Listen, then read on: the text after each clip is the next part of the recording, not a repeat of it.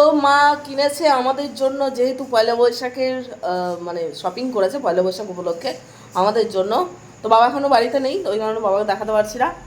আর ব্যাপার হচ্ছে মা আজকে পয়লা বৈশাখ স্পেশাল রান্নাও করছে, যে কারণে আমাদেরকে ডেকেছে, চলে আসবি। সকাল থেকেই ডেকেছিল, হাঁপিয়ে যাচ্ছি, শরীরের অবস্থা তো ভালো নেই, সে কারণে সকাল থেকে আসিনি।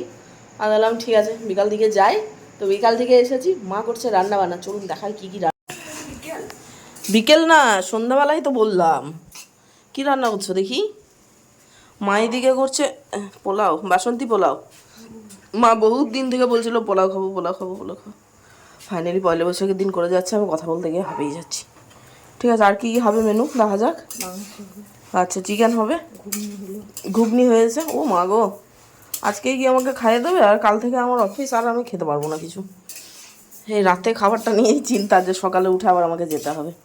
যাই হোক, পোলাওটা হচ্ছে, হয়ে যাক, তারপর আবার দেখাবো ফাইনাল লুক কেমন আসে, তাই না? আর মা হচ্ছে পোলাও স্পেশালিস্ট, ঠিক আছে?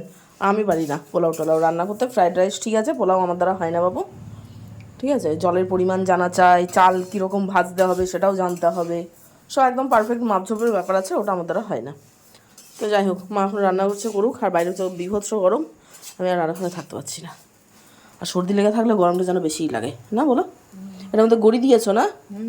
গড়ি আছে, বাদাম আছে, গরম মশলা আছে, আতপ চাল, এটা হচ্ছে গোবিন্দভোগ চাল, তাই তো?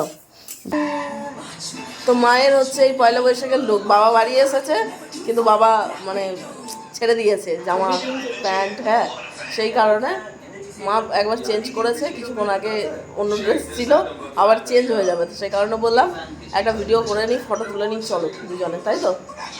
দাঁড়াও ব্যাক ক্যামেরা দেখাই কেমন লাগছে। এই যে মাই লুক, কেমন লাগছে শাড়িটা?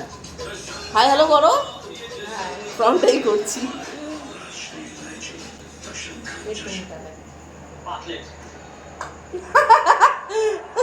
বলছে পেটটা মোটা লাগছে, কোথায় পেট মোটাই? ওইটুকু পেট মোটা আমারও আছে। ওকে, পেছনটা তুলো এবার।